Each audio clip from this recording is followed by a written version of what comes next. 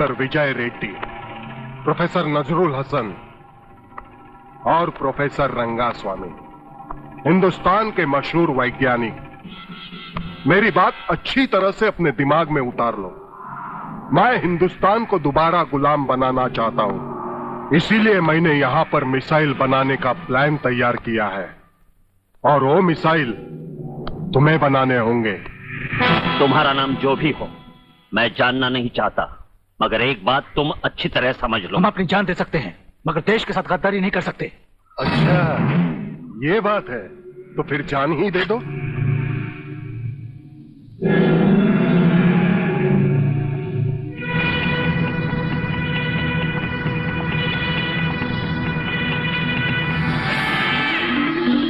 अब आपका क्या ख्याल है प्रोफेसर नजरुल हसन? मौत का खौफ दिखाकर तुम हमें खरीद नहीं सकते। मैं इस मुल्क का एक जिम्मेदार साइंटिस्ट हूं और एक सच्चा मुसलमान भी।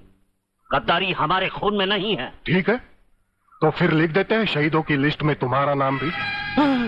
नहीं नहीं, मुझे मत मारो, मुझे मत मारो। मैं तुम जो कुछ भी कहो मैं करूंगा।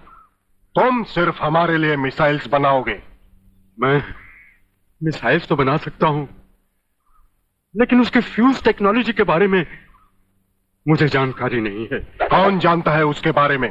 प्रोफेसर खुराना, जो इन दिनों लेटेस्ट मिसाइल फ्यूज टेक्नोलॉजी की जानकारी के लिए फ्रांस गए हुए हैं। उनके अलावा इस देश के किसी भी साइंटिस्ट को इसके बारे में कुछ नहीं मालूम। तुम मिसाइल्स बनाने का काम शुरू कर दो। डॉक्टर खुराना की वापसी का इंतजार मैं करूंगा।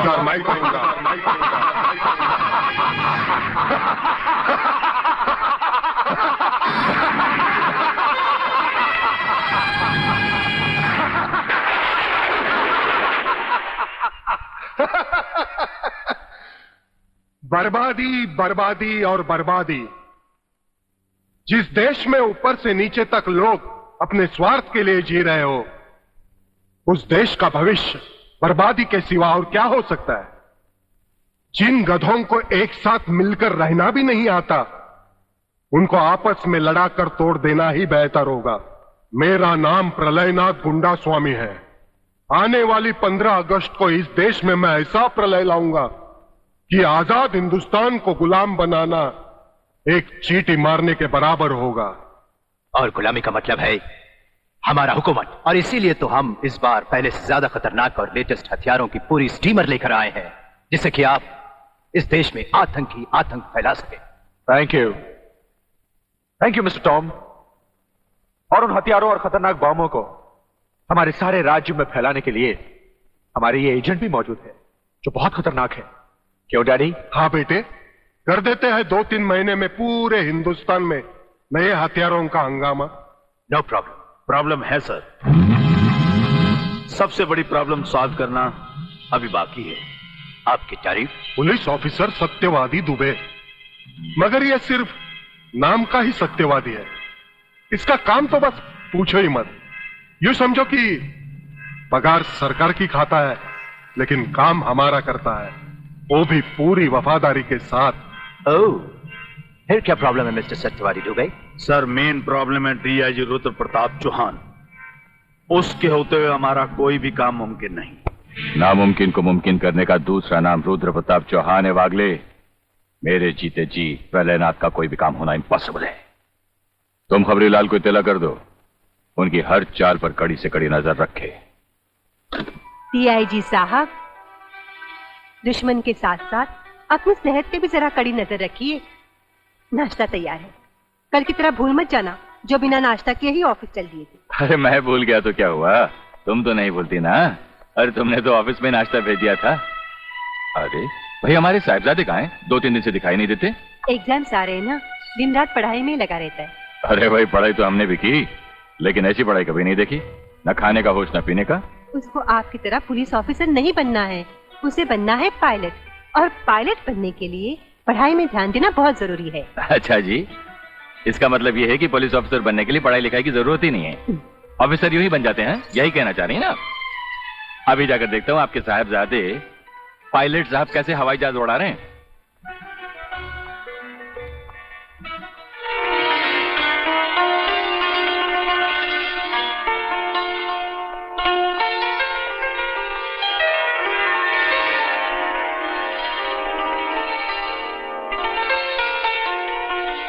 पायलट, एक कैप्टन, ए मेरे पायलट।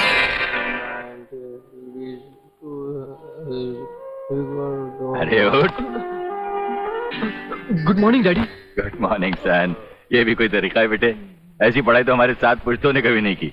यही तो हम भी से कई बार समझा चुके अंकल कि आखिर पढ़ाई की भी कोई हद होती है। नहीं यार, मैं भी यही कहना चाहता हूं। अरे पायलट तो मेरे अंकल मरूम सलीम खान, वल जहांगीर खान, वल अकबर खान भी बने थे, मगर पढ़ाई से ज्यादा उनका ध्यान दूसरी चीजों में रहता था। अब आप ही बताइए अंकल, आप भी एक डीआईजी हैं, क्या आपने भी पढ़ाई किया? मेरा मतलब। देखो बेटे, पढ़ाई लिखाई बहुत जरूरी है, लेकिन सेहत का भी ख्याल रखना चाहिए ना। उठो, नाश्ता करो, चलो। बाय लोग। समझे मिस्टर किताबी कीड़े?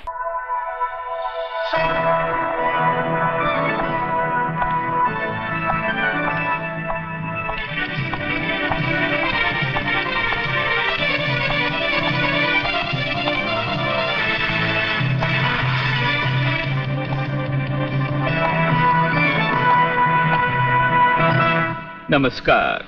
नमस्कार। क्या खबर लाए हो खबरीलाल? आज के मुख्य समाचार ये हैं कि प्रलयनाथ गुंडा स्वामी का दिल्ली का एजेंट हथियारों की पेमेंट के लिए सोना और डॉलर्स लेकर आज रात शहर पहुंच रहा है। ऐसे? हमारे दिल्ली के संवाददाता के अनुसार उसकी कार का नंबर है DL027070 और ऐसी आशा की जा रही है कि उसकी कार आज रात ठीक 12 बजे की सीमा में प्रवेश करेगी। इसी के साथ आज के समाचार समाप्त हुए। नमस्कार।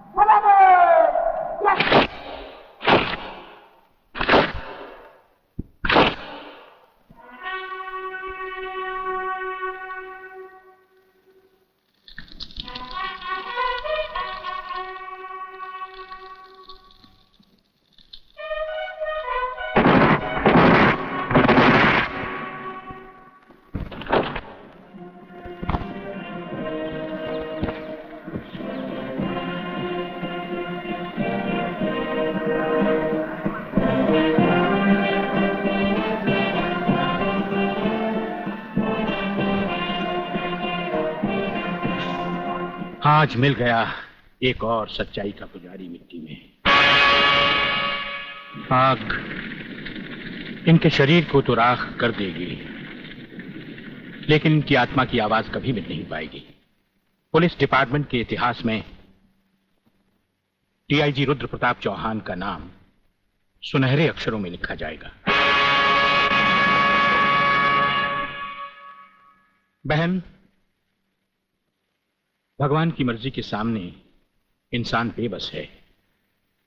मुझे आपके परिवार के साथ पूरी हमदर्दी है। बहुत हो गई हमदर्दी। मंत्री साहब, ये भाषण बंद कर दीजिए। कुछ ही दिनों के बाद आप ही के डिपार्टमेंट के लोग जब इनका घर खाली करवाने जाएंगे ना, तब मैं पूछूंगा आपको हमदर्दी के बारे में। Bagle, control yourself. जब तक हमारे डिपार्टमेंट के गद्दार और खादी के कपड़े के पीछे छिपे हुए दरिंदे जिंदा रहेंगे ना, ये चिताएं ऐसी ही जलती रहेगी, एक के बाद एक। कुछ चंद सिक्के मिलेंगे भाभी को सरकार की तरफ से भविष्य के लिए। Bagle, stop it. बोलने दो इसे। ठीक ही तो कह रहा है, लेकिन मैं वचन देता हूं कि डीआईजी रुद्र प्रताप की कुर्बानी व्यर्थ नहीं जाएगी। मैंने दिल्ली में केंद्र सरकार से बात कर ली है। इनकी हत्या की तुरंत ही न्यायिक जांच होगी। आज तक कौन सी कमेटी ने सही जांच करके मुजरिम को सजा दी है? यह आपकी कमेटी समिति की जांच की फाइलें होती है ना, ये ढुलमुल सरकार बदलते ही गुम हो जाती है। न्यायिक जांच करेगी दिल्ली, अंधी और वैरी दिल्ली। ये दिल्ली बस मुंह है इसलिए पटर पटर करती रहती है। ये करना है, ये होना चाहिए, हमें दिखाना है, बस दिल को तसल्ली देने के लिए अच्छा लफ्ज है दिल्ली। इंस्पेक्टर वागले, मैं तुम्हें सस्पेंड करता हूं। बस सस्पेंड होते होते मैं थक गया हूं, निकाल दो मुझे नौकरी से। सच्चे पुलिस की या तो मौत होती है या तो सस्पेंड किया जाता है। इस वर्दी ने मेरे हाथ काटे, वरना एक एक गले चीर देता मैं।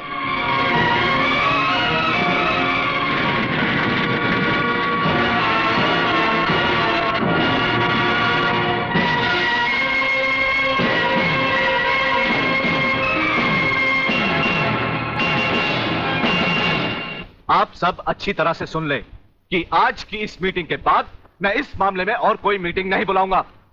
आज हमें इसी वक्त एक ऐसा डिसीजन लेना होगा जिससे कि हम देशद्रोहियों को जड़ से ही उखाड़कर फेंक सके। सर, बात अब इतनी आगे बढ़ चुकी है कि पुलिस और लोकल गवर्नमेंट के बस के बाहर है। अब सिर्फ एक ही रास्ता है sir, military force. Mister Menon, आपकी क्या राय है? सर, मिस्टर सिन्हा ठीक कह रहे हैं। सर, इसके लिए हमें पूरी मिलिट्री फोर्स भेजने की जरूरत नहीं। ये काम एक ऑफिसर सिर्फ अकेला ही कर सकता है। सिर्फ एक? यस सर, सिर्फ एक। वो शेरों का शेर है और राजाओं का राजा। हमारी पूरी मिलिट्री फोर्स को उस पर नाज है। उसने जिंदगी में कभी किसी चीज से हार नहीं मानी, इसलिए उसे वन मैन आर्मी कहा जाता है। कौन है वो? ब्रिगेडियर सूर्यदेव सिंह। 1962 की जंग में मेजर सूर्यदेव सिंह ने दुश्मनों के कई हवाई जहाज अपने कभी न खाली जाने वाले तेज निशाने से मार गिराए। उनकी इस दिलेरी और बहादुरी की कद्र करते हुए सरकार ने उन्हें परमवीर चक्र से सम्मानित किया और उसी के साथ मेजर से ब्रिगेडियर बना दिया। ऐसी ही बहादुरी और जांबाजी उन्होंने 1965 की जंग में भी कर दिखाई। टैंक युद्ध में दुश्मन के दांत खट्टे करते हुए ब्रिगेडियर सूर्यदेव सिंह आगे ही बढ़ते चले गए। खुद अकेले ही मशीन गन लेकर दुश्मन के खेमे में घुस गए और दुश्मनों की 4 चौकियों पर तिरंगा लहरा दिया। सिर्फ यही नहीं, इससे भी बढ़कर दिलेरी और बहादुरी उन्होंने 1971 की जंग में भी कर दिखाई और दुश्मनों को मुंह तोड़ जवाब दिया। सत्यवादी दुबे, दोगले की औलाद, ये कौन सी फिल्म लाया है? हमें उसकी सूरत देखनी है, उसकी बहादुरी की चर्चा नहीं सुननी। अरे जंग के मैदान में कोई भी तिस्मारखा बनकर वीर और परमवीर चक्र झटक लेता ही है, लेकिन वो कितना भी बहादुर क्यों न हो, मेरी तलवार की धार से और गोलियों की बौछार से उसे कोई नहीं बचा सकता। कोई नहीं।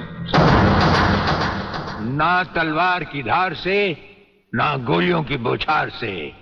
बनना डरता है तो सिर्फ परवरदिगार से।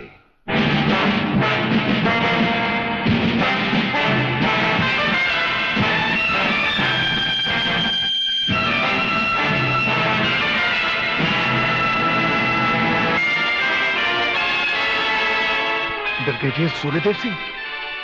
अच्छा, तो यही है तुम्हारा ब्रिगेडियर सूर्यदेव सिंह। ढूंढ डालो इसे। खबरदार, कोई हिलेगा नहीं। हमारे कमांडोज ने तुम्हारे सब साथियों को घेर रखा है। स्वामी जी, जरा अपने पीछे भी नजर डालो।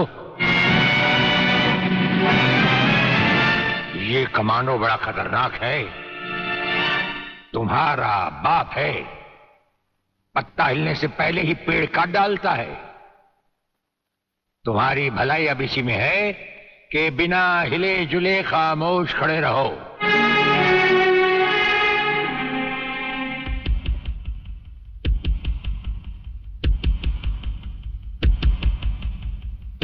दुबे नाम है सत्यवादी। सत्यवादी दुबे। जैसे गधे की पीठ पर घोड़े की जीन अच्छी नहीं लगती, वैसे ही तुम्हारे कंधों पर ये सितारे अच्छे नहीं लगते। और ये कमरबंद बेटी भी अच्छी नहीं लगती।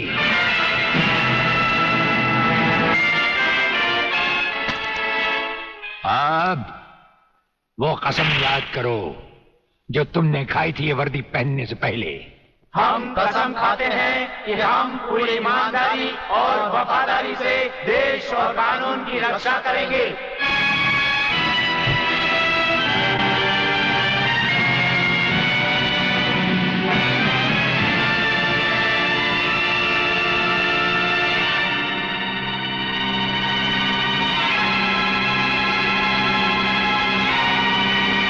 हम तुम्हें सिर्फ ये बताने आए हैं कि अगर तुमने तिरंगे के खिलाफ कोई भी कदम उठाया तो हम तुम्हें वो मौत देंगे जो ना तो किसी कानून की किताब में लिखी होगी और ना ही कभी किसी मुजरिम ने सोची होगी।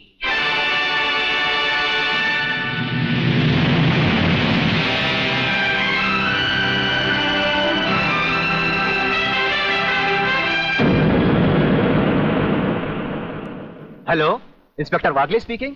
No, suspended inspector Shivajirao Wagle speaking. Sir, DSP साहब ने आपको अर्जेंट बुलाया है, कल से ड्यूटी ज्वाइन करनी है। फिर? इंस्पेक्टर वागले, तुम्हें शायद मालूम नहीं कि तमाम पुलिस ऑफिसर्स की फाइल्स देखने के बाद ब्रिगेडियर सूर्यदेव सिंह ने सिर्फ तुम्हें चुना है। सर, अब तुम दोनों को मिलकर काम करना है, लेकिन तुम पूरब हो तो वो पश्चिम है। इसलिए सीनियर ऑफिसर होने के बावजूद मेरी तुमसे रिक्वेस्ट है कि ब्रिगेडियर सूर्यदेव सिंह के साथ मिलकर जो भी खेल खेलना हो, शांति और ठंडे दिमाग से खेलना। सर।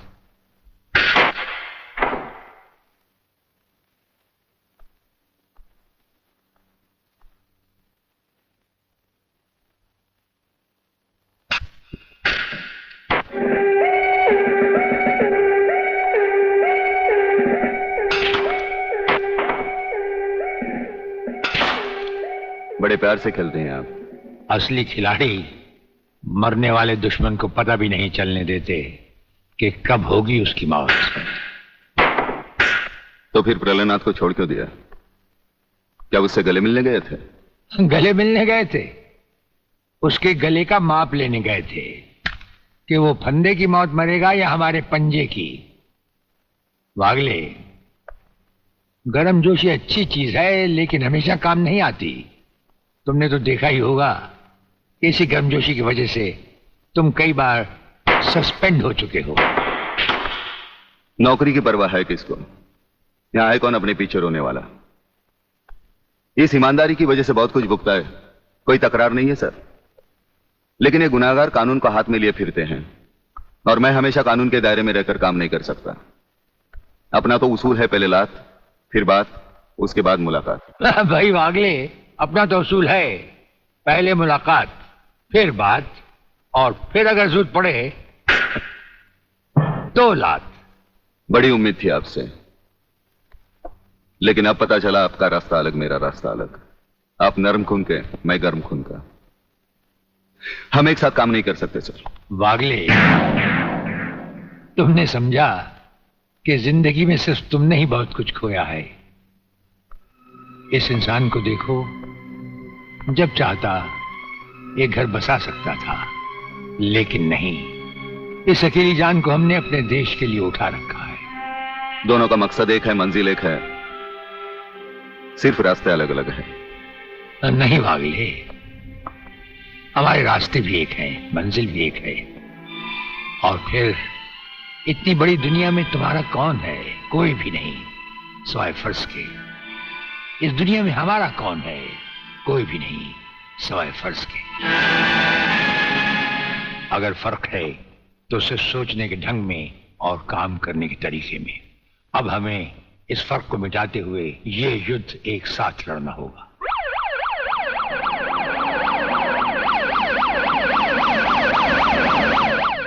मुझे अपनी जान की तो परवाह नहीं है, लेकिन आप इस तरह खुलेआम गाड़ी में घूम रहे हैं, यह खतरा मैं उठा नहीं सकता। जिस गाड़ी में तुम बैठे हो ये मामूली गाड़ी नहीं। मामूली गाड़ी मामूली आदमियों के लिए होती है, ये गैर मामूली गाड़ी है, एक गैर मामूली इंसान के लिए। बुलेट प्रूफ, और इसमें ऐसे ऐसे गैजेट लगे हुए हैं जो बम से लेकर पटाखे तक की खबर में मिल जाती है। लेकिन इस वक्त हम जा कहां रहे सर? गाड़ी रुकने पर तुम्हें खुद ब खुद पता चल जाएगा।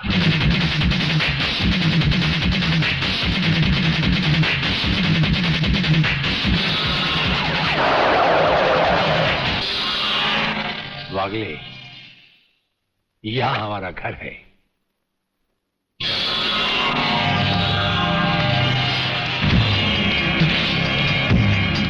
यहां तो सिर्फ चारों तरफ जंगल ही जंगल नजर आ रहा है, रहने की तो कोई जगह ही नजर नहीं आ रही। अभी नजर आ जाएगा। बहादुर,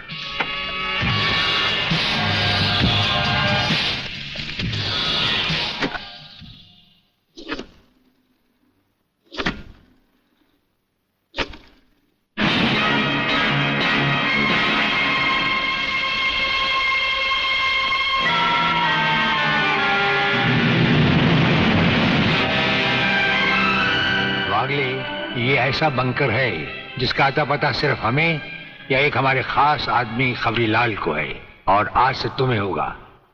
ये इतना मजबूत है कि इस पर ना तो कोई हवाई हमले का असर हो सकता है और ना किसी बम या बारूद का। दुश्मन तो क्या, हमारी इजाजत के बगैर परिंदा भी पर नहीं मार सकता। वागले आओ, अब हम तुम्हें अपने बंकर से वाकिफ करवाएं। ये रहा हमारा ट्रांसमीटर सेक्शन।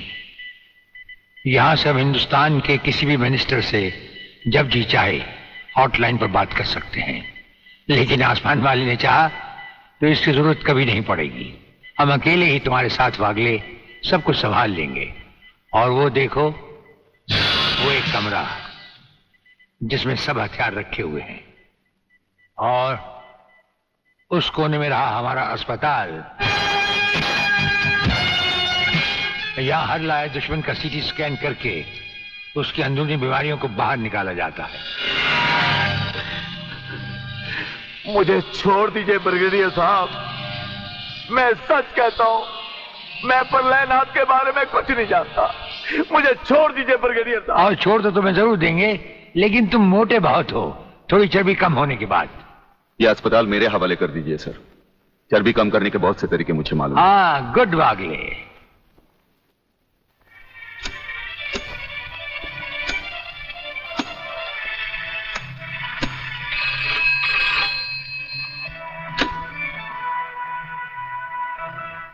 नमस्कार सर, मैं खबरीलाल बोल रहा हूँ। ओ खबरीलाल, आज के मुख्य समाचार ये हैं कि प्रलयनाथ गुंडा स्वामी ने खतरनाक किलर बब्बन खूनी को आपको खत्म करने के लिए एक बहुत बड़ी सुपारी दी है। हमारे नाम की सुपारी खाने वाले को जिंदगी भर दांत चबाने पड़ेंगे। ये हमारे नाम की सुपारी खाने वाले चमगादड़ के खाने पीने का ढाबा कहाँ है खबरीलाल? शहर से 40 मील दूर काली पहाड़ी के पीछे उसका एक अपना बहुत बड़ा मैंगो फार्म है।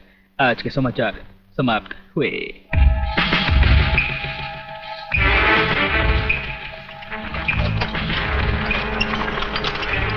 शोबे गंगवा, ये माल जो तू आसाम और यूपी भेज रहा है तगड़ा है ना? तगड़ा क्या सरकार, ये नंबर 1 फसल है, नंबर 1। अरे 25 मीटर दूरी पर जाती हुई गाड़ी को ये ऐसे उड़ाता है।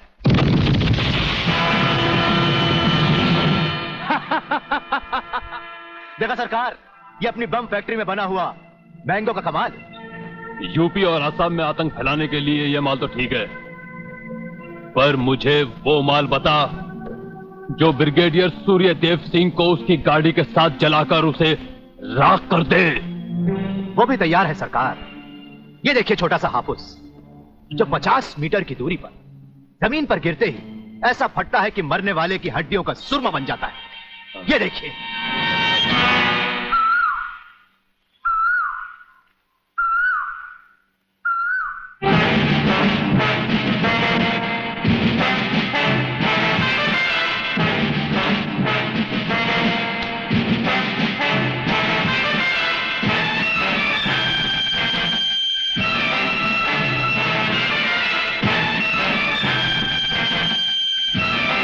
कौन हो तुम? लगता है बब्बन मियां ने कल रात अपनी आंखों में सुरमा नहीं लगाया, जरा कम दिखाई देता है। ब्रिगेडियर सूर्यदेव सिंह? हाँ, ब्रिगेडियर सूर्यदेव सिंह। बब्बन मियां, हमें तो उसी के हाथों से मरना है जिसने हमें इस दुनिया में पैदा किया। तुम सब अपने आप को हमारे हवाले कर दो, वरना तुम्हारा बनाया हुआ आमों का बागीचा तुम सबका अपने हाथों से बनाया हुआ कब्रिस्तान बन जाएगा। तो आओ आगे और पकड़ लो मुझे, मगर इतना याद रखना कि जहां तुम खड़े हो उस पेड़ से लेकर मैंने अपने चारों तरफ माइंस बिछा रखी हैं। अगर इसके अंदर तुमने पैर रखने की भी कोशिश की तो तुम्हारे चीथड़े उड़ जाएंगे। यकीन नहीं आता तो ये देखो।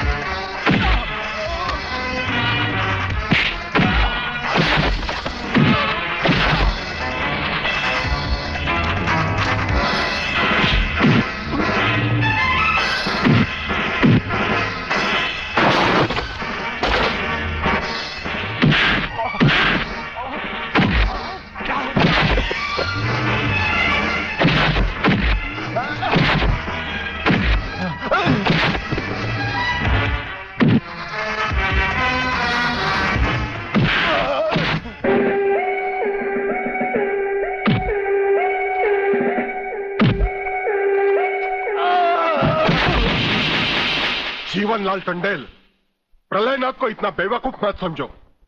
सारे शहर के पुलिस स्टेशन से पता लगाकर ही तुम्हें फोन किया है। अगर होम मिनिस्टर होते हुए तुम्हें यह पता नहीं है तो मुझे कल तुम्हारा रेजिग्नेशन चाहिए, समझे? अरे मैं जानते हो बब्बन और उसके साथियों ने जबान खोल दी तो सूर्यदेव सिंह हमारे लिए नर्क के दरवाजे खोल देगा। जल्दी से पता लगाओ और उन सबको छुड़वाओ। Yes, DCP Pathania speaking. अरे इंग्लिश को मारो गोली और हिंदी में समझो। मैं जीवनलाल बोल रहा हूं, जीवनलाल टंडेल। ओ सर, आप कहिए, क्या हुक्म है सर? मुझे सिर्फ 1 घंटे में यह बताओ कि सूर्यदेव सिंह ने जिन जिन को गिरफ्तार किया है वो सब कहां हैं, और मुझे 4 घंटे के अंदर अंदर उन सब की जमानत चाहिए, समझे? मगर सर, सूर्यदेव सिंह के बारे में जितनी जानकारी आपको है उतनी ही हमारे डिपार्टमेंट को, और हम उसे ज्यादा कुछ पूछ भी नहीं सकते क्योंकि यही हाई कमांड का ऑर्डर है। वो रहता कहां है? वो भी नहीं मालूम। ये भी नहीं मालूम तो फिर ये बताओ कि वो मिलता कहां है? मैं उससे आज ही मिलना चाहता हूं। सर, वो रोज सुबह सीबीआई ऑफिस में 12 और 1 के बीच में आते हैं सर। सर, ये लिस्ट उन लोगों की है जिन्हें आपसे मिलना है।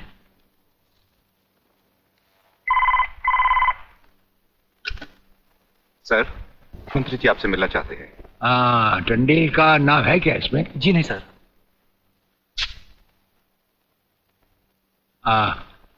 आज तो हम अपना 1-1 मिनट दूसरों को दे चुके हैं, दम लेने की भी फुर्सत नहीं होगी।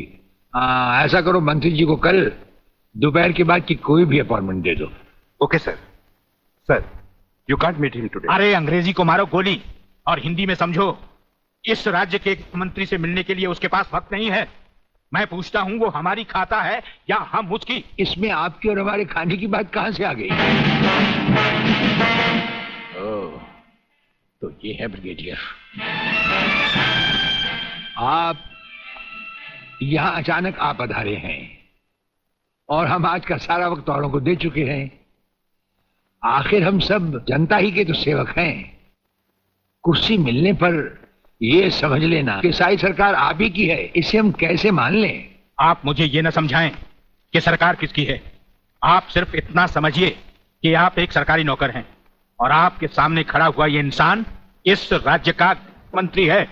खादी के कपड़े पहनने से और टोपी लगा लेने से कोई महात्मा गांधी नहीं बन जाता। और सुनिए, हमें नेताओं की भाषा ना तो पहले समझ आई थी और ना कभी आएगी। भाषा छोड़ो ब्रिगेडियर, मैं जो आपसे कहना। आपने जो कुछ भी कहना है कल कह लीजिएगा, आपकी अपॉइंटमेंट नोट करवा दी गई है। और एक बात ये भी याद रखिए कि हमसे बगैर अपॉइंटमेंट के कोई नहीं मिल सकता। और जहां तक हमारा ताल्लुक है, हम किसी से भी किसी वक्त भी कहीं भी मिल सकते हैं, हमारा जब दिल चाहे। शायद आपने वो लेटर नहीं पढ़ा जो सेंट्रल गवर्नमेंट ने आपको भेजा है। उसमें खासुल खास ऑर्डर है कि हमारे किसी भी काम में कोई भी दखल अंदाजी नहीं कर सकता। नमस्कार। नमस्कार।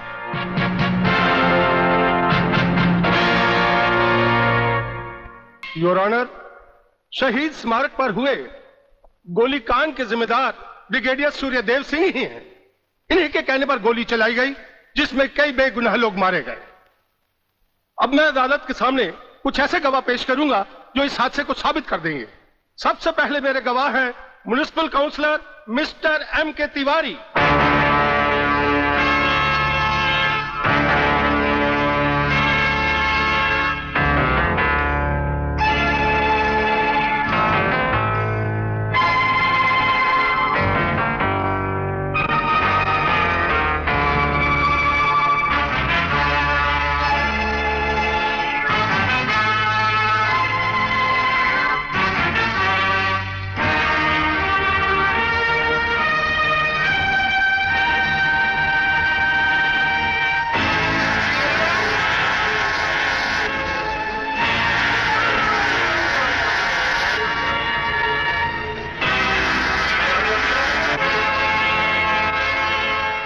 योर ऑनर, अब हमारा आखिरी एक ऐसा चश्मदीद गवाह है जिसकी सच्चाई पर कोई शक नहीं कर सकता, और वो है इंस्पेक्टर शिवाजीराव वागले।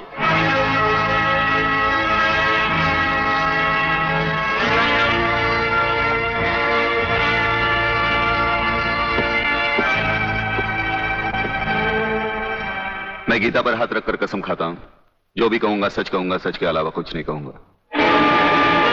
जज साहब, शहीद स्मारक पर जो भी कुछ हुआ मेरी आंखों के सामने हुआ। मुझे इस बात का ताज्जुब है और अफसोस भी है कि ब्रिगेडियर सूर्यदेव सिंह जैसे जिम्मेदार और सुलझे हुए अफसर ने ऐसा कदम क्यों उठाया जिससे निर्दोष लोग मारे गए। इस हत्याकांड के जिम्मेदार ब्रिगेडियर सूर्यदेव सिंह ही हैं।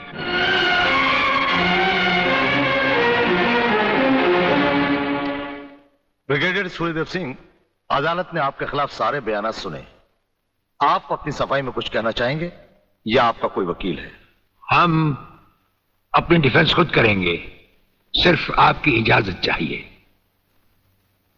इजाजत है? आप गीता पर हाथ रखकर कसम खाइए, जो भी कहेंगे सच के सिवा कुछ नहीं कहेंगे। जज साहब, क्या अदालत को यकीन है कि गीता और कुरान या बाइबल जैसे पवित्र ग्रंथों पर हाथ रखकर जो गवाहियां दी जाती हैं वो सच होती हैं? अगर इन कस्मों के बावजूद भी गवाह सच नहीं बोलता तो फिर अदालत में इन पवित्र ग्रंथों का अपमान किस लिए जज साहब?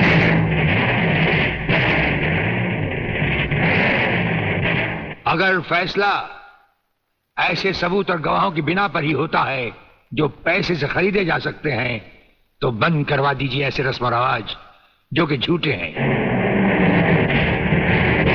ये मुकद्दस ग्रंथ हमारे धर्म और ईमान का ताज है, हमारी जिंदगी की बुनियाद है।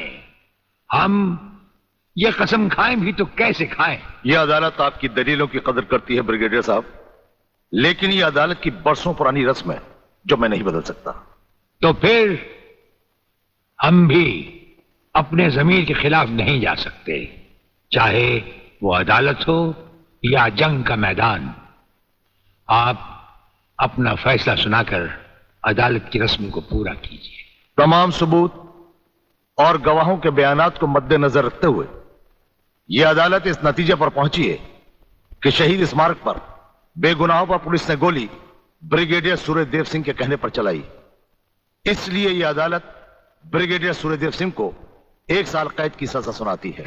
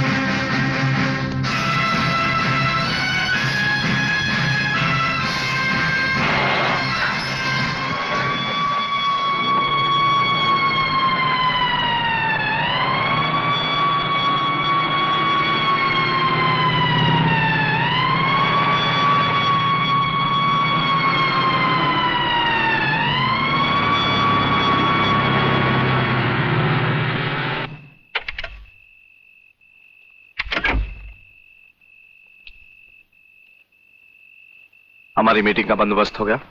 Yes sir. सूर्यदेव सिंह को आप जेल के तहखाने में मिल सकते हैं। गवर्नमेंट डिसिप्लिनरी एक्शन का मामला है, इसलिए हमारे साथ हमारे सेक्रेटरी के अलावा और कोई नहीं जाएगा। Right sir. This way please.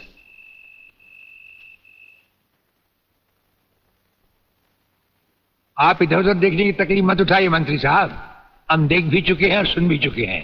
यहाँ दीवारें तो हैं लेकिन इनके कान नहीं।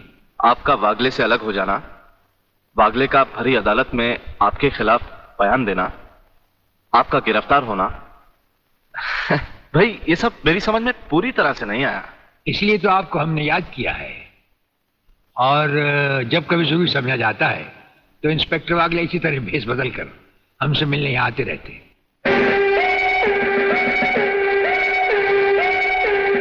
सर, ब्रिगेडियर साहब का हमसे अलग होना, जेल में आ जाना, इससे दुश्मन हमें कमजोर समझकर लापरवाह हो जाएंगे और उनकी इसी लापरवाही का फायदा उठाकर हम उनकी जड़ें आसानी से काट सकते हैं। हम जिन जराइम की तलाश में हैं, उसकी कुछ जड़ें इस जेल की चार दीवारी में भी पैवस्त हैं। उन्हें ढूंढकर निकाल कर हमें खोदना होगा। और मंत्री साहब, आपसे खास बात ये कहना थी कि हमारी गैर हाजिरी में इंस्पेक्टर वागले आपसे हॉटलाइन पर बातचीत किया करेंगे। ये जब कभी भी आपसे कहें, आप हमारे लिए रिहाई के ऑर्डर भिजवा दीजिएगा। ठीक है, आप जब चाहेंगे आपकी रिहाई के ऑर्डर्स भिजवा दिए जाएंगे। नमस्कार।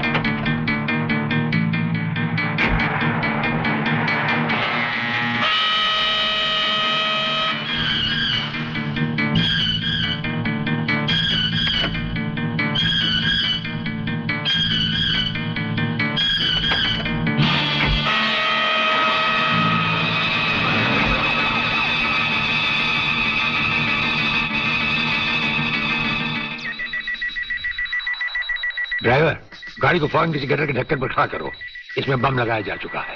Yes sir. बहादुर, काला बटन खींचो।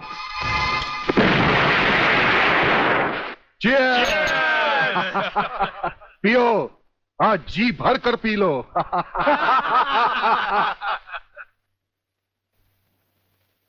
स्वामी जी, ये सुखद समाचार टीवी पर भी तो सुन ले। हाँ, ऑन करो। आज सदन के दोनों पक्षों ने इस हत्याकांड की तीव्र आलोचना की। इस हत्याकांड के षड्यंत्र के बारे में हमारी विशेष संवाददाता मोना अलवी की एक रिपोर्ट। आज दोपहर ब्रिगेडियर सूर्यदेव सिंह अपने विशेष दस्ते के साथ भोजन के लिए रवाना हुए। अचानक उन्हें अपनी कार में सिग्नल सुनाई दिया, जो कार में बॉम्ब रखे जाने का संकेत देता है। सूर्यदेव सिंह ने अपनी गाड़ी एक गटर के ढक्कन पर रुकवाई और अपने विशेष दस्ते के ब्लैक कमांडो से ये काला बटन खींचने को कहा। इससे गाड़ी के नीचे का हिस्सा साइड में खिसक गया और धमाके से पहले ही ब्रिगेडियर सूर्यदेव सिंह अपने आदमियों के साथ ही भूमिगत हो गए। तो इस तरह उन्होंने अपनी समझदारी और बहादुरी से अपनी और अपने आदमियों की जान बचाई। तो आइए आज हम ब्रिगेडियर सूर्यदेव सिंह से आपका साक्षात्कार कराएंगे।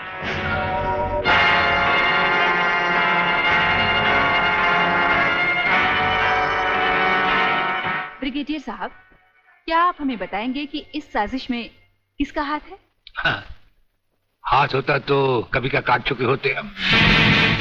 ब्रिगेडियर साहब, आप हमारे दर्शकों को बताएंगे कि इन देशद्रोहियों ने आप पर हमला क्यों किया?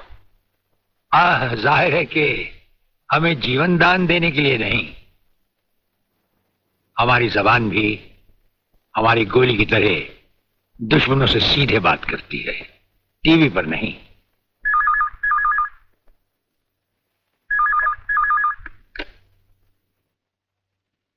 हेलो। ज्यादा आगे पार कर हमारा न्यूज देखोगे तो जल्दी अंधे हो जाओगे। ये समाचार देखने का नहीं, पैगाम सुनने का वक्त है। हेलो हेलो, तुम फोन कहां से कर रहे हो? तुम तो टीवी पर हो। हम टीवी पर भी हैं और हमारे घर पर भी।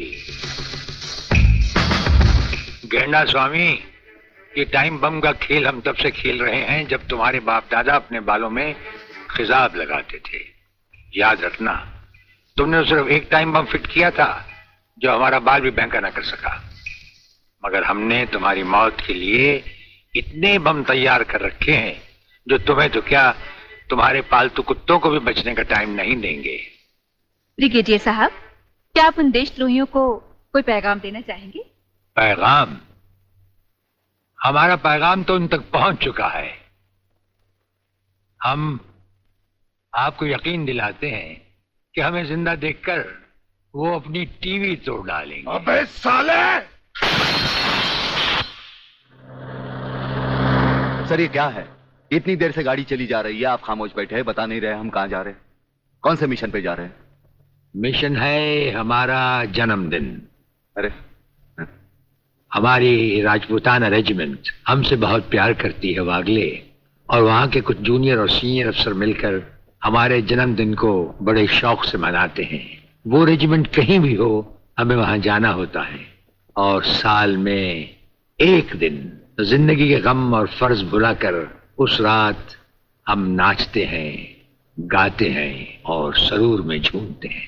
Very good, very good. लेकिन सर मैंने आज तक इस बला को मुंह से नहीं लगाया। हाँ वागले, लेकिन आज हमारे साथ पहली बार तुम इस बला को मुंह से लगाओगे और चूमोगे भी, और फिर हमारे साथ गाओगे, नाचोगे। सर नाचने गाने की बात तो ठीक है, लेकिन कहीं मैं पी के लुढ़क गया तो।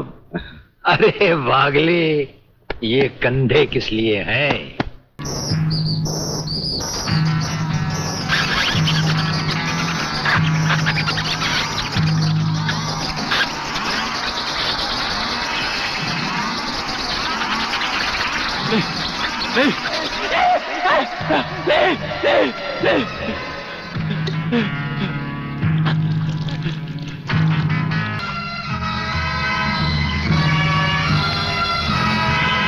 प्रोफेसर रंगास्वामी प्रलयनाथ के कब्जे में है।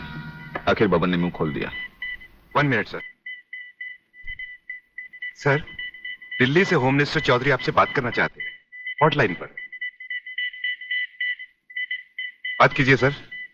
नमस्कार मंत्री साहब। नमस्कार। देखिए, कल एयर फ्रांस की फ्लाइट से प्रोफेसर खुराना फ्रांस से पहुंच रहे हैं। आपने उन्हें देखा भी है और उन्हें अच्छी तरह से जानते भी हैं। दुश्मन की नजर भी उन पर होगी, इसीलिए उन्हें एयरपोर्ट से रिसर्च सेंटर तक पहुंचाने की जिम्मेदारी मैं आपको सौंप रहा हूं। ये एक बहुत ही कॉन्फिडेंशियल मामला है। कॉन्फिडेंशियल मामला तो मैं जान चुका हूं।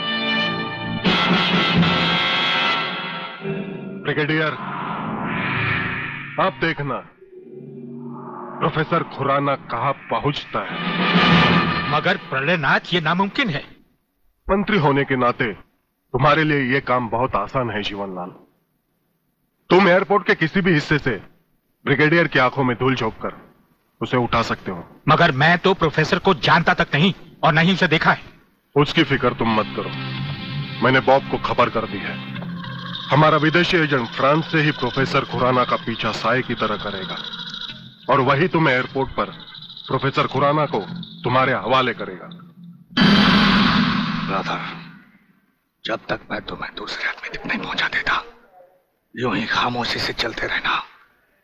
एक लफ्ज भी बाहर निकाला तो साइलेंसर लगे रिवॉल्वर से कब गोली निकलकर तुम्हारे अंदर दाखिल हो जाएगी किसी को पता भी नहीं चलेगा। मुफ्त।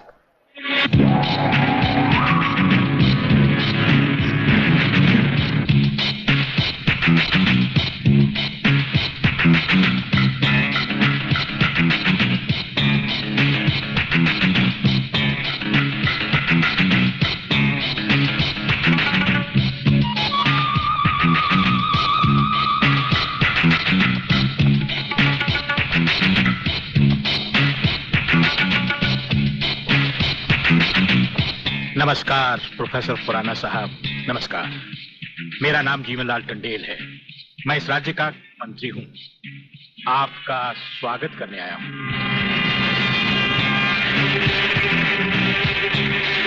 प्रोफेसर, तुम्हारे गले में जो मैंने हाथ डाला है उसमें बम लगा है, जिसका रिमोट कंट्रोल मेरी जेब में है।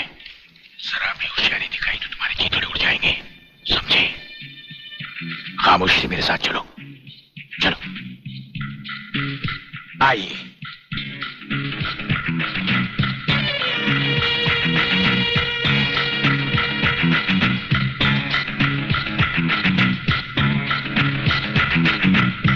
Welcome professor Khurana, welcome to India. वाह जीवनलाल वाह, आज तुमने तो कमाल कर दिया। प्रोफेसर खुराना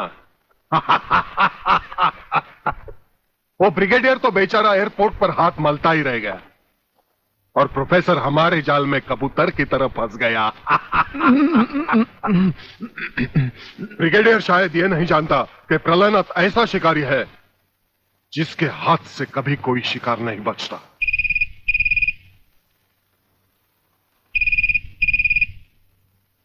खोल दो इसे।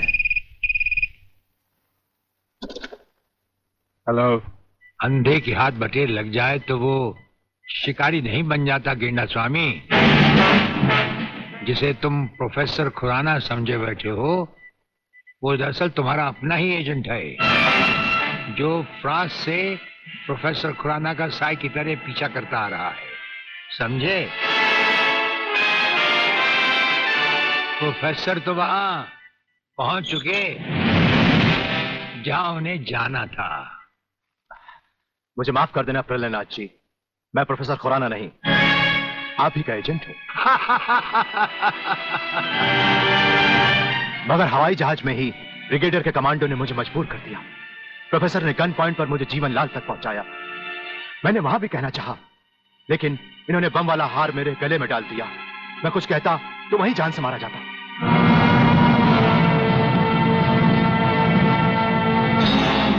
तुम वहां पर भी मारे जाते और यहां पर भी मारे जाओगे। मैंने विदेशी एजेंट को तो सजा दे दी है ब्रिगेडियर, मगर प्रलयनाथ से ये दुश्मनी तुम्हें बहुत भारी पड़ेगी। जो भारी ना हो वो दुश्मनी ही क्या प्रलयनाथ। तो एक बात मेरी भी अपने कान में अच्छी तरह उतार लो ब्रिगेडियर। प्रोफेसर खुराना को अब चाहे दुनिया के किसी भी कोने में छुपा लो, मैं उसे हासिल करके ही रहूंगा। शेख चिल्ली की तरह दिन को सपने देखने छोड़ दो गेंडा स्वामी। हम आंखों से सुरमा नहीं चुराते, हम आंखें ही चुरा लेते हैं ताकि सुरमा लगाने की नौबत ही ना आए और फिर तुम्हारा अंजाम वही होगा। ये आप क्या कह रहे हैं? बेईमानी न मेरे खून में है न डॉक्टरी पेशे में। डॉक्टरी पेशे की तो बात हम अभी करेंगे नहीं। डॉक्टर गुप्ता, इस वक्त बात है तुम्हारे सच और झूठ की।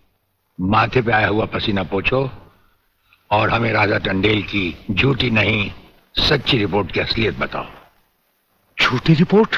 हाँ, जो रिश्वत लेकर तुमने बनाई और एक मामूली सी प्रेगनेंसी को एक खौफनाक रेप का केस बनाकर संजय और उसके दोनों साथियों को हवालात में पहुंचा दिया। ये सब झूठ है, आपको किसी ने गलत बताया है। चिल्लाने से झूठ नहीं छुपता डॉक्टर गुप्ता। हमें पहचानो, हमें ब्रिगेडियर सूर्यदेव सिंह कहा जाता है। हम मुर्दों से सच उगलवा लेते हैं, तुम तो फिलहाल जिंदा हो, सच सच कह डालो। आप समझते क्यों नहीं ब्रिगेडियर साहब? मैंने कोई गलत रिपोर्ट नहीं बनाई और न ही कोई रिश्वत ली है। फिर ये क्या है डैडी? ये देखिए,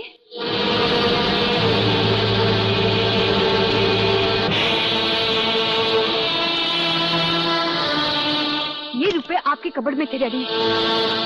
मैं समझी थी कि किसी को जीवन दान देने के लिए आप इसमें दवाइयां लाए हैं, पर ब्रिगेडियर साहब की बात सुनकर जब मैंने इसको खोलकर देखा तो पता लगा कि मेरे पिता मेरे लिए शादी का जोड़ा नहीं, कफन खरीदने के लिए रिश्वत का पैसा लाए हैं। संध्या। हाँ डैडी, जिस संजय चौहान को आपने सलाखों के पीछे पहुंचाया, मैं उसी से प्यार करती हूँ। अगर संजय को कुछ हो गया तो मैं जिंदा नहीं रहूंगी, मैं मर जाऊंगी। देखा डॉक्टर, हराम के पैसे का रंग। जिस पैसे से तुम अपनी बेटी की शादी बड़ी धूमधाम से करना चाहते थे, वही पैसा अब उसी बेटी का सुहाग छीन सकता है।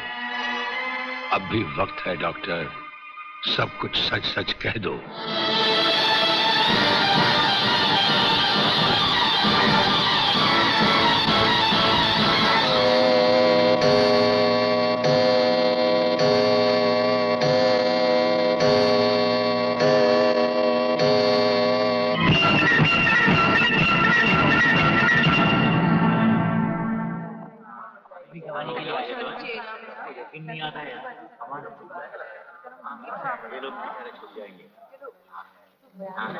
Order order. अब डॉक्टर गुप्ता बयान देंगे, जिससे सारी अदालत के सामने जाहिर होगा कि असलियत क्या है।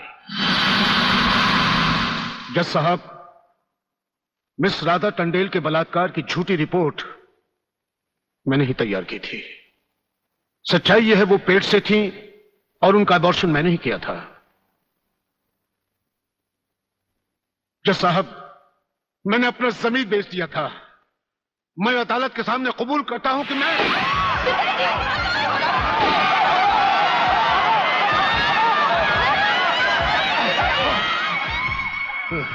बेटे, जज साहब, रिश्वत लेकर वो झूठी रिपोर्ट मैंने मैंने मैंने ही तैयार की थी। वो लड़के निर्दोष। पिताजी, नहीं, ये नहीं हो सकता। पिताजी, पिताजी, पिताजी, नहीं।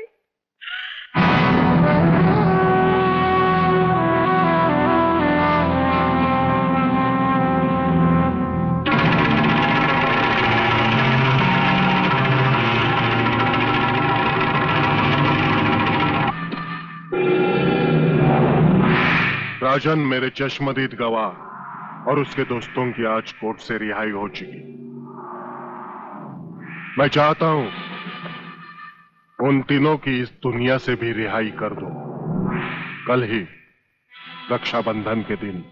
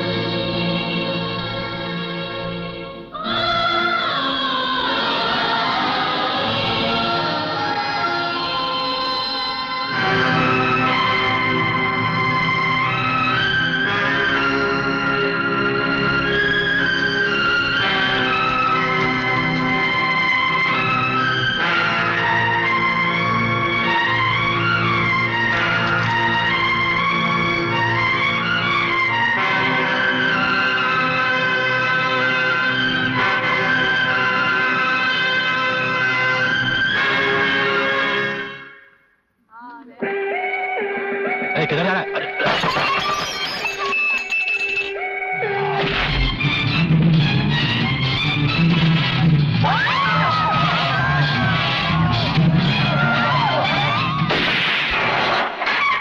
रलायनाथ, रलायनाथ, रलायनाथ, रलायनाथ।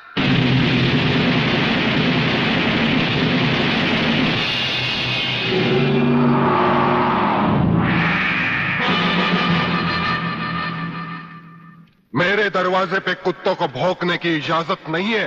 ये शेर की दहाड़ है। अगर नहीं सुनी तो आके फाड़ कर नीचे देख।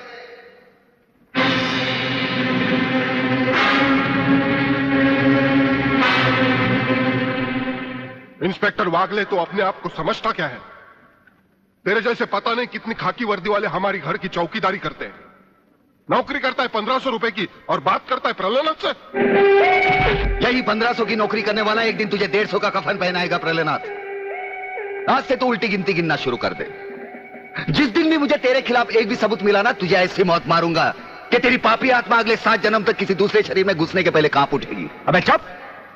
एक लफ्ज भी आगे बोला तो भून के रख दूंगा। तू मारेगा मुझे? है? चल चला। अब क्या सोच रहा है? चला गोली।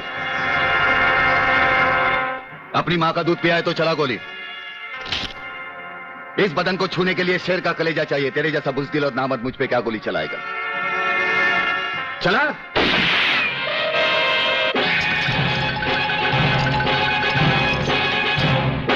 पुलिस अफसर पर गोली चलाने के जुर्म में मैं तुझे गिरफ्तार करता हूं। प्रलयनाथ जरा भी हिले तो इसकी खोपड़ी खोल दूंगा।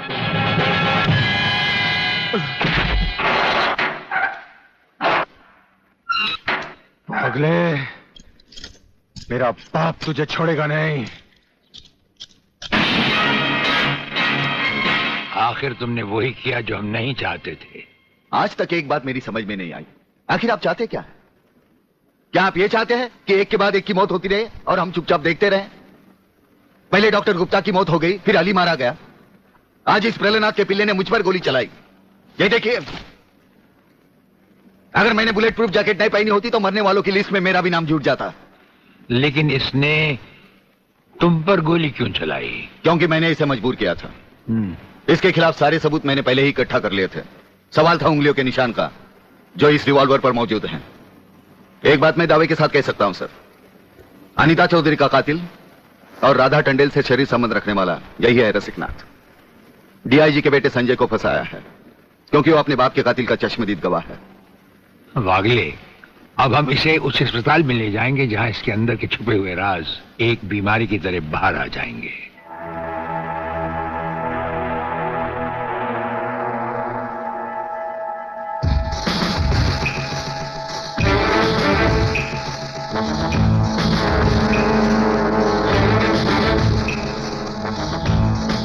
जो दुश्मन यहां बांधा गया, समझो उसकी अर्थी उठ गई।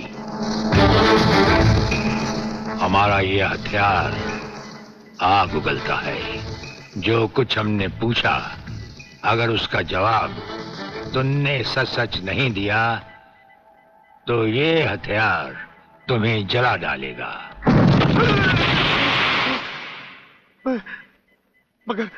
मगर आप चाहते क्या है? प्रलयनाथ गिरना स्वामी तुम्हारा बाप है। हाँ जी, हाँ जी।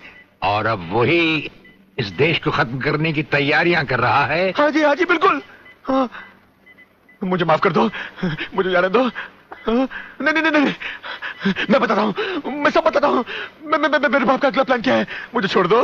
हाँ, मुझे मेरे बाप से कोई लेना देना नहीं है। मैं तो उसको जानता भी नहीं हूँ। मेरे बाप का अगला प्लान है कि प्रोफेसर खुराना को किडनैप करने वाला है। फ्रेंड्स, मिसाइल की सबसे इंपॉर्टेंट चीज है ये, इसे मिसाइल फ्यूज कंडक्टर कहते हैं।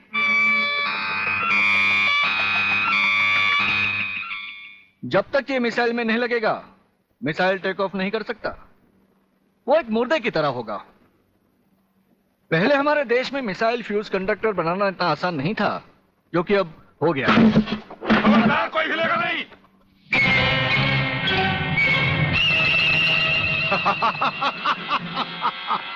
कौन हो तुम? सवाल मत करो, सिर्फ काम की बात सुनो।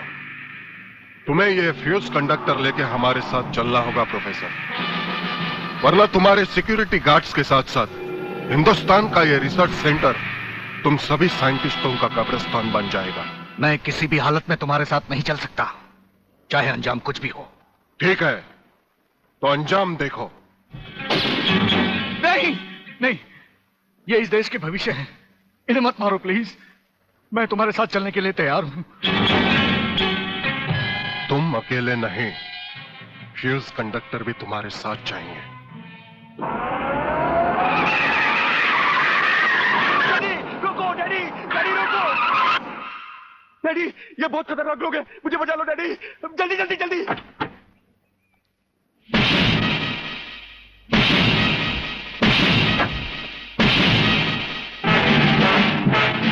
प्रलयनाथ, वो रहा तुम्हारा कबूतर बेटा और उसके गले में है जला देने वाला बम।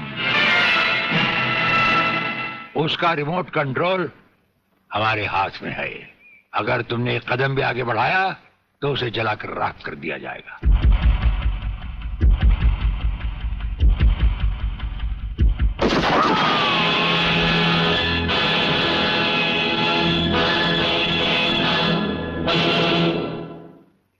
काफी हो गया, ये तमाशा बंद करो प्रलयनाथ। हाँ डैडी, आप वो ही करिए जो ये कहते हैं, वरना ये लोग बहुत खतरनाक लोग हैं, मुझे मार डालेंगे। क्या चाहते हो तुम? क्या मजेदार सवाल किया तुमने, समझे नहीं। प्रोफेसर खुराना को वापस करो और अपने इस कबूतर बेटे को यहां से लेकर रफू चक्कर हो जाओ।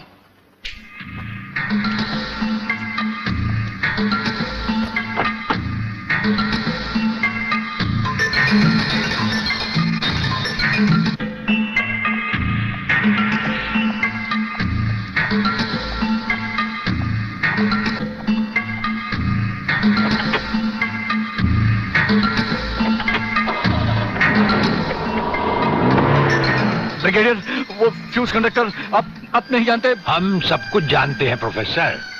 उसकी गाड़ी में हमारा ट्रांसमीटर लगाया जा चुका है। वो जो कुछ भी कहेगा, जो कुछ भी करेगा, जहां कहीं भी जाएगा, उसकी हर एक मूवमेंट की खबर हमें मिलती रहेगी।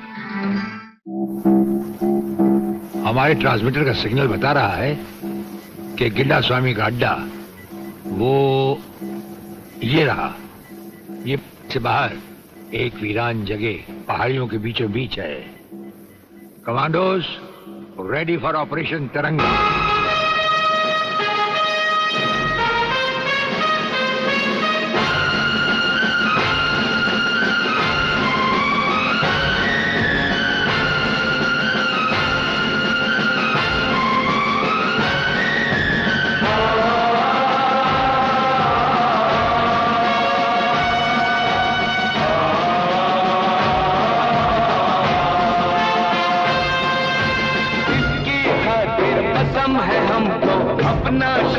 कटा देंगे, अपना शीश कटा देंगे।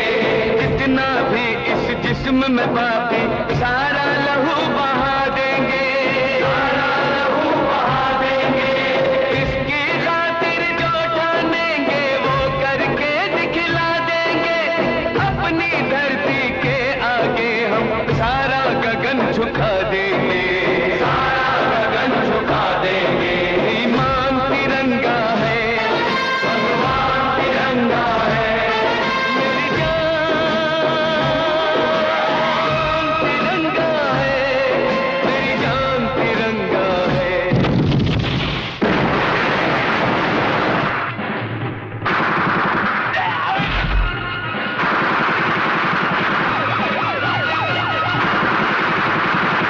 Underground guards, ready for attack!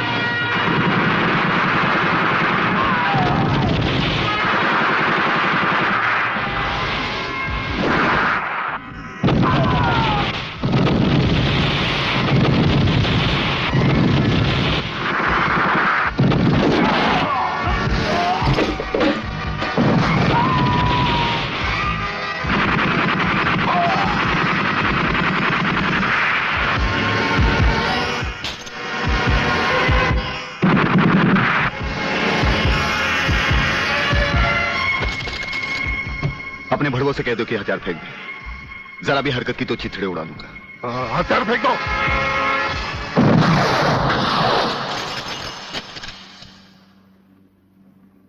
हम तो समझे थे कि तुम जंगबाजों की तरह जंग लड़ोगे, लेकिन तुम तो एक घटिया किस्म के भगौड़े प्यादे निकले।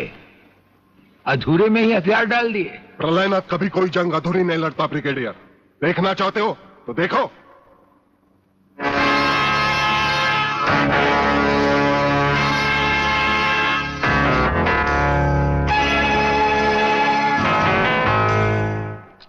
देखा वागले, अब हथियार नीचे डालने की बारी तुम्हारी है।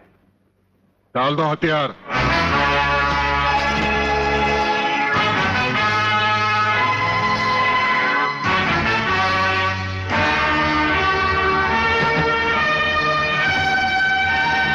ब्रिगेडियर, हथियार नीचे डाल दो।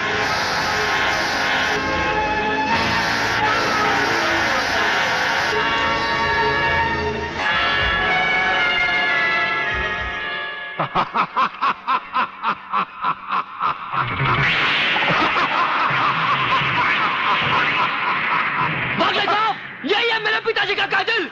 इसी ने मेरे पिताजी का खून किया। यही है कातिल। बागले साहब, मत छोड़ना इसे।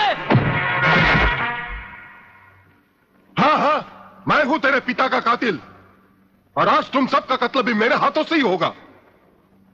वागले, तुम्हारी गर्मी को ठंडा करने का सामान भी मैं साथ लाया हूं। वो देखो।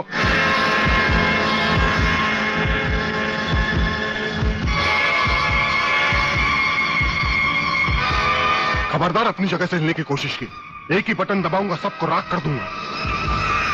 अगर देखना चाहते हो तो ये देखो।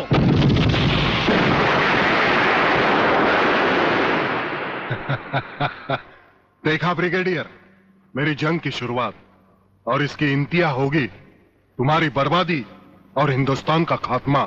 हिंदुस्तान का खात्मा? हिंदुस्तान का खात्मा तो सदियों से कोई नहीं कर सका। वो तो एक ख्वाब ही रहा जो न कभी पूरा हुआ था और न कभी होगा।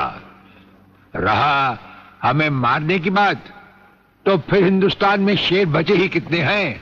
उन्हें तो हुकूमत भी मारने की इजाजत नहीं देती। और फिर तुम जैसे गेंडे की शक्ल की औकात ही क्या? मेरी औकात का पता तो तुम्हें आज ही चलेगा ब्रिगेडियर। मैं भी देखता हूं इन शेर के जबड़ों में कितने दांत हैं।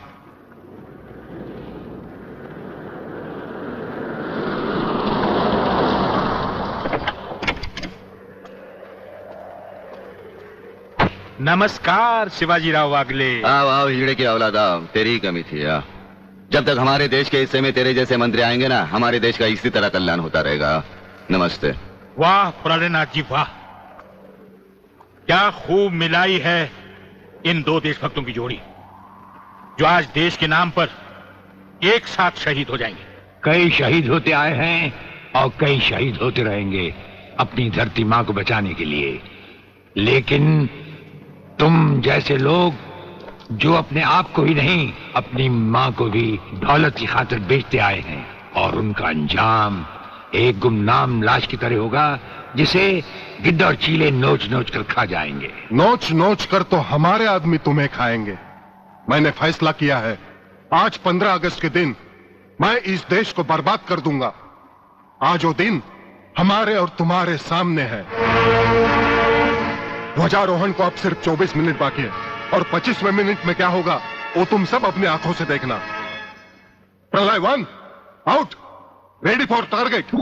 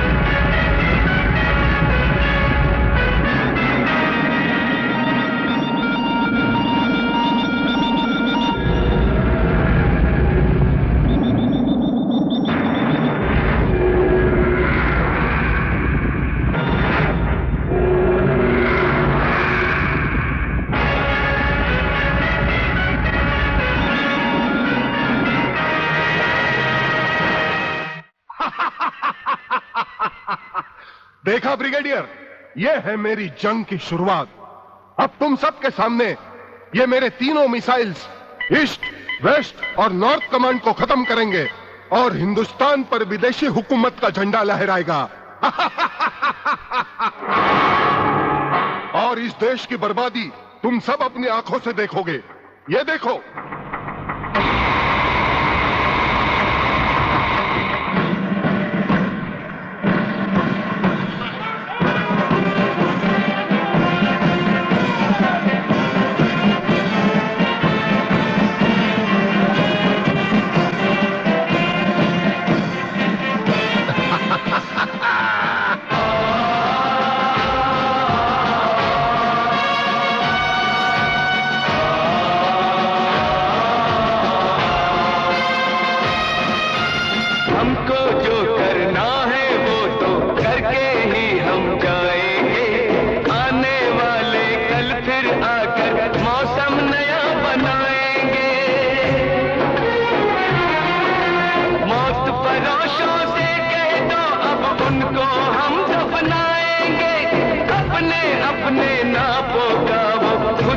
कफन सिलाएंगे।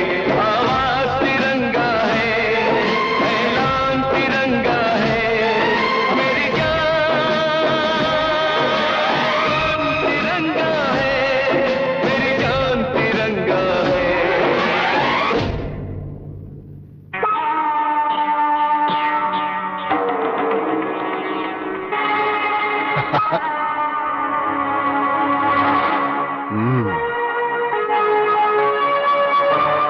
खड़े हो बारूद के ढेर पर और पी रहे हो पाइप। तुम्हारे जलवे में कोई कमी नहीं आई ब्रिगेडियर। तुम दोनों में से कोई भी अपनी जगह से हिला तो दोनों कैबिन रिमोट कंट्रोल से उड़ा दूंगा। खबरदार हिलोने भून कर रख दूंगा।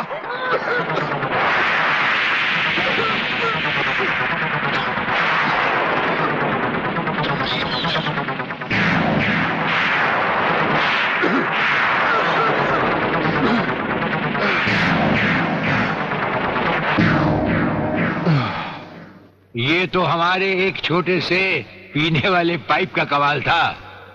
अगर कहीं भूले से हमारे इस रुमाल को हाथ लगा बैठते तो जलकर राख हो जाते गेंडा स्वामी। जलकर राख कौन होगा, इस बात का पता तुम्हें अभी चल जाएगा ब्रिगेडियर। प्रलय 1 स्टार्ट।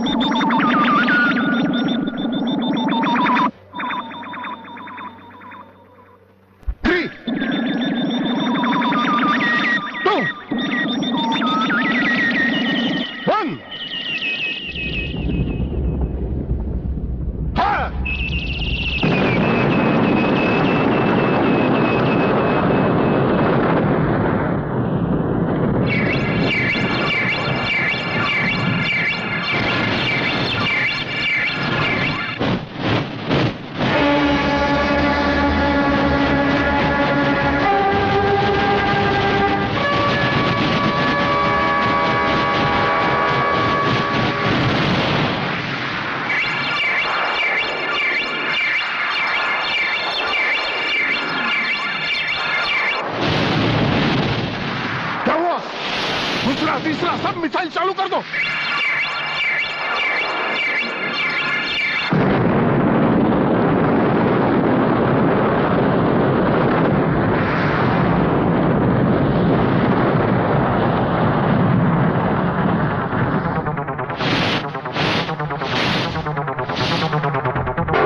प्रलयनाथ जी, मैं पूरी कोशिश कर रहा हूं, लेकिन पता नहीं क्यों एक भी मिसाइल टेक ऑफ नहीं हो रहा। इसका टेक ऑफ कर दो। हमारा वो पाइप डायनामाइट से भरा हुआ था। हम जानते थे कि तुम कभी ना कभी हमारे हाथ से छीन कर उसे फेंकोगे। उसी के धुएं की आग लेकर हमने तुम्हारे सब मिसाइल के फ्यूज कंडक्टर निकाल लिए हैं। गेंडा स्वामी, फ्यूज कंडक्टर, अब तुम्हारे मिसाइल में सिर्फ धुआं रह गया और कुछ भी नहीं। बाकी बचे तुम। गेंडा स्वामी, उसे तो हम निपट लेंगे। भून डालो इसे।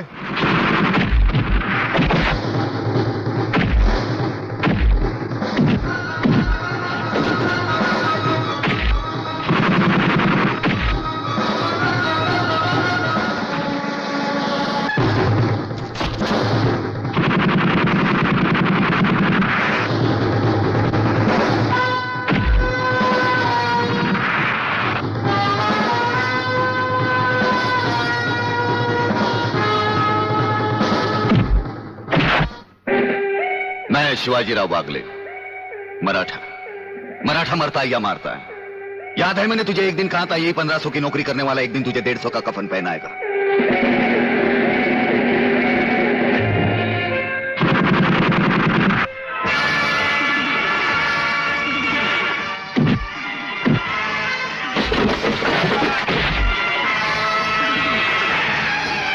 भाग रहे हो जानी?